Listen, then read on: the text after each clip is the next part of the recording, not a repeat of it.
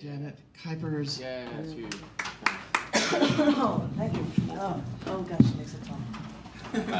Sorry. That's okay. Thank you. I'm going to read two more that are pieces that I don't often read from Oeuvre, but they are not necessarily happier seeming ones, so you have to bear with me on that one for these. You know, I try to get different themes. These are two short ones and one new one. This is My Blood.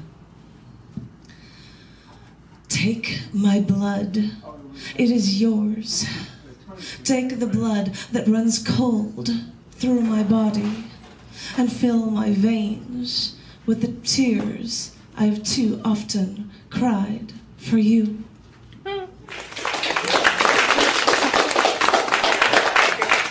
next one's called No Longer Pity You. Stop singing that song to me.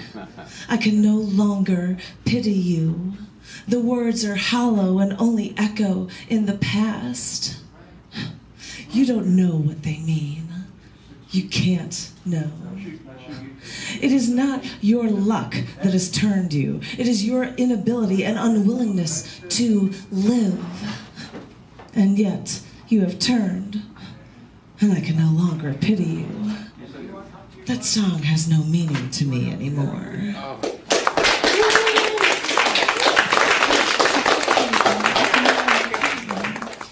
This is another piece that I had written about my father, actually. My other new peace poem that I will be performing at the Baha'i Center on Saturday, August 5th. This piece is called Keeping the Peace and Coming to Peace. My father was a stern man. Wait, that doesn't sound nice. But these are the thoughts of a little girl, afraid to confront the boisterous, booming voice behind the judgmental man. So she would avoid him, just in an effort to keep the peace. And the last time she saw her father alive, she was still trying to keep the peace when he yelled at both her and the medical technicians at his doctor's office for tests. But even she noticed that he then apologized repeatedly for yelling at her. And afterward, this lifetime concrete construction company owner saw a TV show on buildings around the world that were engineering feats. And she sat with him, and she recognized one high-rise and said, "I photographed that." And he seemed a bit concerned because these were buildings in Shanghai, China. Yeah. So the father just kept watching, and the daughter found an art book she gave him of her photos. She walked back in, holding the book that he never opened, and opened it to that photo of that building in question, and had it in the book, and said, "See?" Before she walked back to her chair to watch this show of buildings from around the world. The father flipped through the pages more and more slowly, looked at images from around the world and portraits of his daughter, then her models.